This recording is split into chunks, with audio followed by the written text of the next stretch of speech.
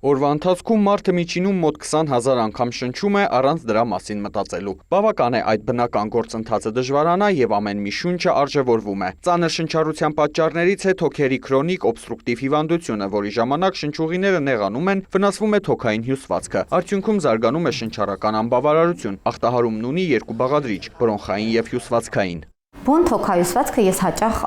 որպեսզի բուժառուները ավելի լավ հասկանան, նմանացնում եմ սպունգին։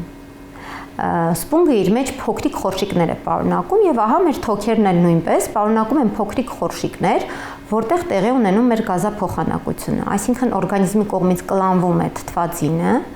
արյան հունով տեղափոխում է թթվածինը բոլոր օրգան համակարգերին, այնտեղից ածխաթթու գազը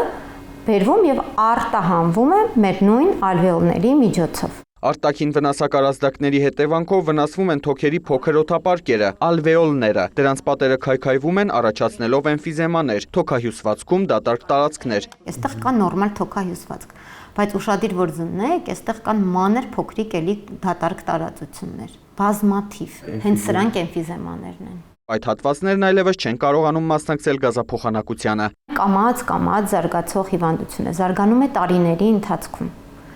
Սովորաբար պացիենտները սկզբում գանգատներ չեն ունենում։ Միայն զգում են հեվոց, որը օդի պակասի զգացողություն, որը օրինակ սկզբում կարողանում էին քայլել 5 կիլոմետր տարածք, տարիների ընթացքում կարողանում են քայլել մինչև 1 կիլոմետր։ Առաջանում է հեվոց։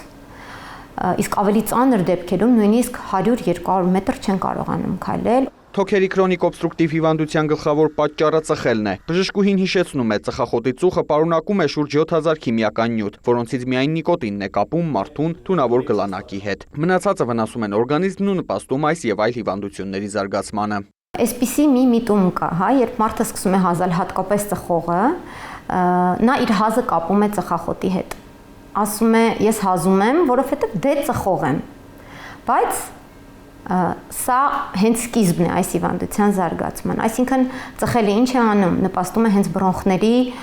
լորձաթաղանթի վնասմանը եւ ի վերջո սկսում է զարգանալ այս հիվանդությունը։ Ազիզյանի խոսքով առաջին ախտանիշների դեպքում պետք է շուտ դիմել մասնագետին։ Հիվանդությունը լիովին չի բուժվում, սակայն վաղ հայտնաբերման եւ ճիշտ բուժման դեպքում հնարավոր է դանդաղեցնել հիվանդության զարգացումը, նվազեցնել սրացումներն ու խուսափել հոսպիտալացումներից։ Ուստի ախտանիշների դեպքում պետք է գնալ հետազոտման՝ սպիրոմետրիա, ռենտգեն եւ համակարգչային շերտագրում։ Բուժումը իր մեջ ներառում է տարբեր օղակներ, դրանք ինգալյացիոն բրոնխոդիլատատորներն են։ Շատ հաճախ պացիենտները ասում են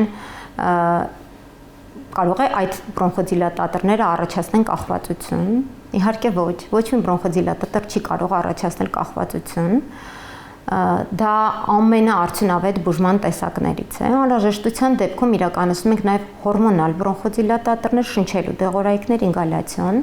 Թոքերի օբստրուկտիվ հիվանդության ռիսկի խմբում են նաև 40-ից բարձր տարիքի անձինք, պասիվ ծխողները, փոշոտ միջավայրում աշխատողները։ Բացի այդ, կան նաև ախտահարմանը նպաստող այլ գործոններ՝ գենետիկական նախատրամադրվածությունն ու օդի աղտոտվածությունը։ Բժշկուհին զգուշացնում է, բուժման ուշացումը կարող է հանգեցնել շնչառական այլ խնդիրների, թոքային հիպերտենզիայի, անգամ սրտային անբավարարության։